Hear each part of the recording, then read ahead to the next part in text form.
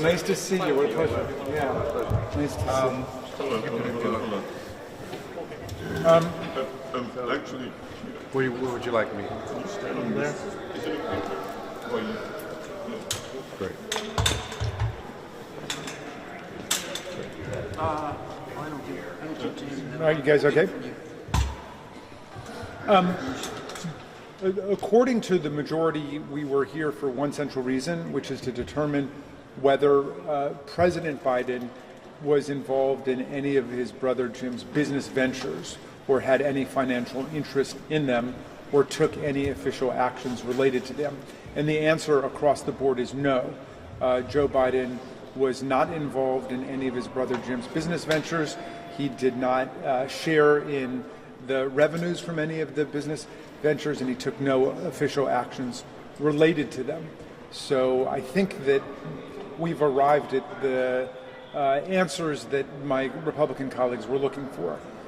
Meantime, I understand that David Weiss, the special counsel in the case, has gone back to court to try to get Mr. Smirnoff held in detention, citing him as a serious flight risk. And I don't know everything that's behind that, but one has to assume that with his extensive network of foreign intelligence operative relationships, that Special Counsel Weiss views him as a flight risk and somebody who's potentially a danger. Congressman Raskin, given the new allegations that Smirnoff, who's been cited by Republicans repeatedly in their efforts to impeach President Biden, is now being described as a liar and also someone who had contact with Russian intelligence officials, what does that do to the current debate about impeachment? Well, I think the Smirnoff revelations destroy the entire case. I mean, Smirnoff was the foundation of the whole thing. He was the one who came forward to say that that Burisma had given Joe Biden $5 million, and that was just concocted out of thin air. And so it was that foundation that the whole house of cards has been built on, and the entire thing has collapsed. But of course, we don't even have to rely on Smirnoff's own words, because there have been somewhere near a dozen witnesses who have completely repudiated and refuted these essential allegations, including the former president of Ukraine, Poroshenko, including the former owner of Burisma, including Lev Parnas, who was Rudy Giuliani's right-hand man, who said that there was never anything to the allegations. He was sent out with Rudy Giuliani to try to find something there, and nothing was there. Last week, House Republicans were saying full steam ahead with impeachment. How are they reacting to these new revelations? Well, just to update that, I think that Chairman Comer over the weekend has revised that view. I think that they've said that the math is not there. Obviously, they've suffered a lot of erosion even within the Republican conference. There were never any Democrats who believed these allegations because they were refuted from the beginning. But in any event, it seems like they are giving up the ghost on impeachment, and therefore they should really close down the impeachment investigation. There is no reason for us to be wasting any more tax dollars on this wild goose chase. Congressman, maybe putting the impeachment inquiry itself aside, is it problematic just for James Biden story that broke last week about his interaction with this healthcare company and invoking his brother's name today in his statement to the committee, saying that he never had any business involvement at all using his brother's name, but rather it was his own skills and all of that. Is that problematic? Is there any inconsistency there? Well, obviously Jim Biden and Joe Biden have the same name, so I suppose it's impossible for someone who shares the same last name and is a family member of a president or a member of Congress or a governor not to use the name. If we wanted to have a serious conversation and look at this question, we could do that. But that's not what this is. I mean, the Democrats in the committee prepared a report about the various business entanglements of Donald Trump, who himself was president of the United States with foreign governments and kings and princes, all of which is banned by the Constitution. And our GOP colleagues have not wanted to look at that. We've documented with receipts nearly $8 million that Donald Trump pocketed while he was president from foreign states. Saudi Arabia, China, more than $5 million from the Chinese government, United Arab Emirates, but they haven't wanted to look at that. Hunter Biden was always a private citizen. Jim Biden was always a private citizen. And the time period that we're looking at today, Joe Biden was a private citizen. He was no longer vice president, and it was before he ran for president. So it does seem as if there's a political motivation here, an unwillingness to look at what might be some real questions, the kind that you're raising. So last time we came to Gavin here, what has been new since? What's gone on since then? Well, we've done the minority questioning, and we've learned a lot more comprehensively about Jim Biden's career, and also the role that he played in Joe Biden's life after he lost his wife and the baby in the terrible accident. And Jim Biden described himself as basically entering the nuclear family in order to help raise Beau and Hunter. And so it was very moving and touching testimony about what exactly his relationship is. And then it went on to discuss his business ventures, but he made it absolutely clear that there was a wall, he said, between him and Joe Biden in terms of his business activities. And Joe Biden was not an investor, he was not a partner, he just had nothing to do with the business ventures that Jim Biden was engaged in. And just to make sure I'm understanding you correctly, nothing today has touched on anything Joe Biden did in office. Correct. And Jim Biden testified that he never received any favors from Joe Biden in office, and he never asked for any favors from Joe Biden in office, and he wouldn't do that. Congressman, have the loans come up yet at all? The 2 loan payments that James had? Those have not come up yet, to my recollection. No.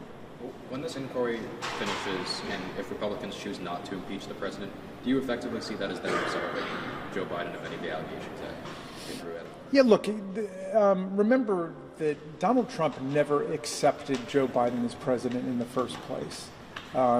He was running around the country before the 2020 election saying that if he didn't win, it was clearly because it was stolen. And he was conditioning people for his eventual attempts to remove or block Joe Biden from ever taking office. And that was the violent insurrection he incited, and then the coercive efforts mobilized against Vice President Pence to get him to step outside of his constitutional role, simply to declare that Donald Trump would continue in office. And Donald Trump talked about a continuation.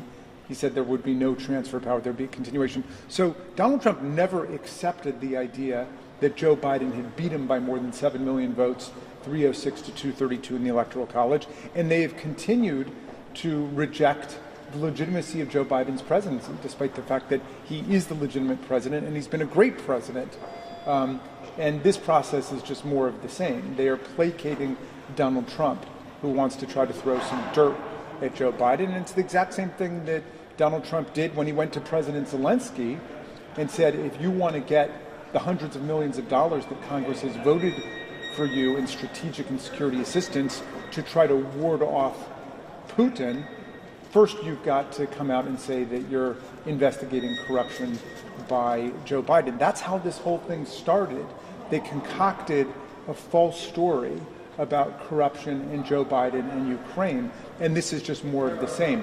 I think what happened with Smirnoff on Friday and over the weekend now suggests we're going to be able to tell the complete story of this Russian-inspired propaganda and disinformation hit job against Joe Biden.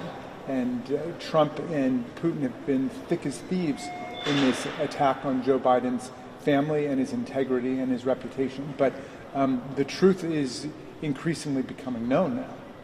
Congressman Raskin, you said that it doesn't appear to be any evidence of pay to play or influence peddling, but there is, some concerns that they did use the name to get ahead in business. Has there been discussions about that, and are you concerned about the use of the Biden family name in any aspect to get ahead? But that's not come up yet in any of the questioning. But I will tell you that there's obviously a question about influence peddling in Washington, and there always has been, and that's always touched on political families and presidential families. And again, I return to what I was saying before. That's a legitimate subject for an inquiry that should be completely nonpartisan, and it should be of a multi-partisan or bipartisan nature. I think we can look at that. Unfortunately, my GOP colleagues don't seem to care about that. They would rather talk about what Hunter Biden did in 2017 and 2018 when he was a private citizen, when his father Joe Biden was a private citizen, when Jim Biden was a private citizen, then talk about what Donald Trump did himself while he was president, and he pocketed millions of dollars from the Chinese government, from the homicidal crown prince of Saudi Arabia, Mohammed bin Salman, or what happened immediately after the Trump administration ended, the day afterwards, when his son-in-law registered a new corporation, and Jared Kushner brought back a cool $2 billion from Saudi Arabia. So I think all those are absolutely legitimate questions that go to the nature of political corruption and influence peddling, and difficult questions about what family members should or should not do. But as far as I can tell, nobody's alleged a crime by anybody during that period. And so they're just trying to throw up a lot of allegations that are really scurrilous and don't help to clarify any of these legitimate questions. Congressman, how concerned are you at the notion that the Russians at this moment might be trying to engage in a pretty expansive counterintelligence disinformation campaign aimed at the U.S. election? I'm extremely concerned about what Russia and Putin are up to. Well, first of all, Alexei Navalny is dead. Another person that Vladimir Putin considered a traitor is dead and was killed within the last couple of days. And Donald Trump is out there essentially lecturing NATO and saying that he would happily invite Russia and Putin to do whatever they will in a NATO country that's not paid up according to Donald Trump's specifications. And we now have revelations about what Russia is doing in terms of new nuclearized satellite technology. Right. And the Smirnov allegations include that he has been recently, as late as December, in contact with Russian intelligence officials as well. Yes. This follows a pattern.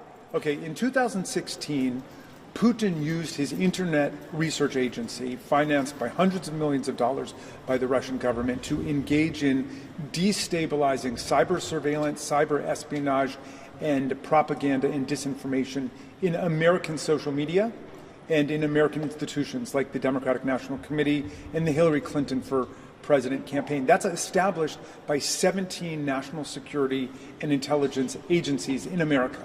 Then in 2020, Putin engaged in the same efforts to try to tilt the campaign towards Donald Trump and to spread propaganda and lies. Trump's own Treasury Department had to issue sanctions against Putin's intelligence operatives who were interfering in our election. And now we see the exact same pattern taking place with respect to 2024. And it makes sense because Putin could never beat America militarily. We have a military 20 or 25 times the size of his. He could never beat us economically. We have an economy 20 or 25 times the size of his. He cannot beat us philosophically because people love the freedom and democracy that we've fought for in America. So the only thing he's really got is the ability to spread lies, conspiracy theories, propaganda, and disinformation. And that's why he is shrewdly putting all of his money into these efforts through his intelligence operatives and through the Internet Research Agency to try to destabilize the democratic countries with more and more of these active intelligence operations. Can I just clarify where you guys are in this interview, he gave an opening statement, and then you guys have done a round of majority? There was a round for an hour of majority questions and a round of minority questions for an hour.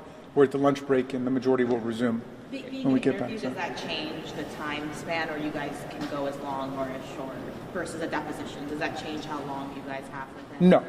No. Yeah. All right. I think that's all. Thank you so much.